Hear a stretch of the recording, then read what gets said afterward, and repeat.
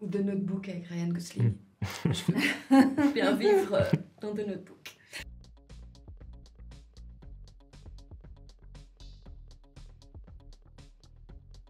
Moi, c'était l'Empire des Sens, vers l'âge de 5 ans.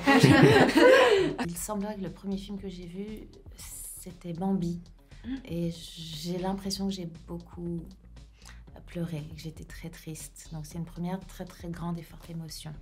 Mais peut-être que tout ça, on me l'a raconté. Je sais pas. Anastasia ou Bernard et Bianca, en salle. Mais après, Dumbo. Je crois, au niveau émotionnel, j'ai beaucoup pleuré. Dumbo, c'était des scènes assez traumatisantes. Spider-Man, je pense. On faisait la queue le dimanche avec Lizzie 2 pour aller au cinéma. Et c'était le genre de film. Moi, j'allais voir ça. Et je me dis, j'aimerais tellement qu'ils viennent me chercher Spider-Man, quoi.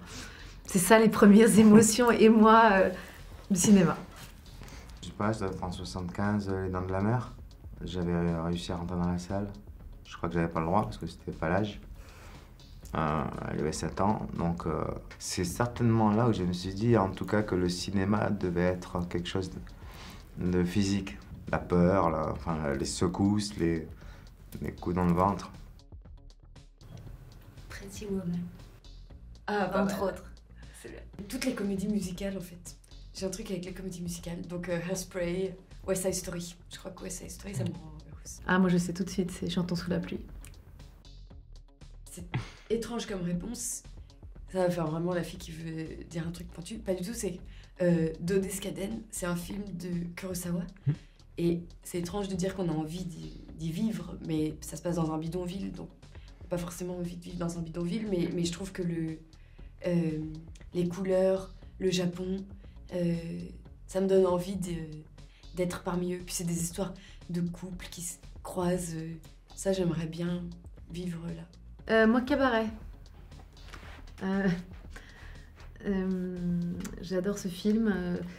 J'avais envie de vivre avec eux dans le cabaret, dans cette époque de Berlin, même si c'est une époque tragique, horrible, mais je sais pas, il y a quelque chose de l'abandon, de la folie, de l'oubli de soi, de la gaieté aussi dans le drame.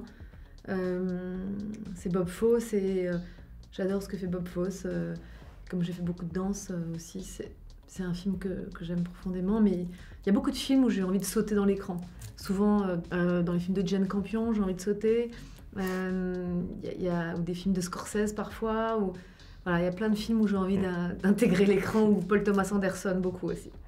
Et moi, en réfléchissant, ça serait peut-être The Red Shoes, les chaussons rouges de Michael Powell.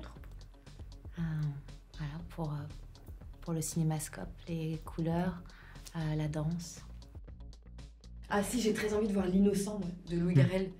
Ça a l'air magnifique. Oui, La bande-annonce. Ah oui, tu l'as vu? J'ai très envie de le voir. Et je suis fan d'Anouk Grimbert, enfin de tous les acteurs du film. J'ai hâte de le voir.